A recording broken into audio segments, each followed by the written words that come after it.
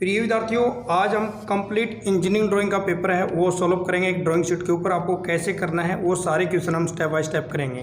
तो देखिए, ये लिखा हुआ है पेपर 3 इंजीनियरिंग ड्राइंग और सेमेस्टर 2 रहेंगे खाने आपके जो लाइनें ब्लॉक रहेंगे। इसमें एक अक्षर लिखना है आपको, ठीक है ना।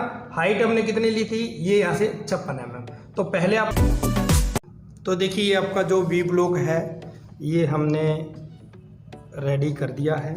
तो इस तरीके से आप ये वी ब्लॉक विद क्लैंप बना सकते हो।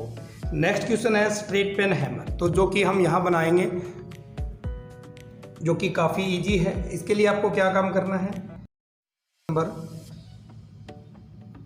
2 का ए भाग, क्वेश्चन नंबर 2 का बी भाग, ठीक है ना।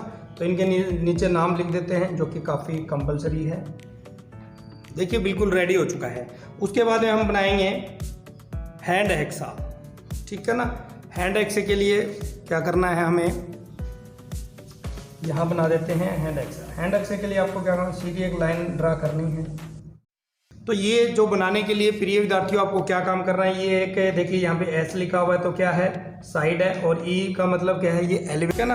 अब आपको क्या काम करना है, ये करने के बाद में एक सिंबल बनाना है, और दूसरा हम क्या बनाएंगे, ऑल डायमेंशन आर इन को। जय हिंद, जय भारत, वंदे मातरम।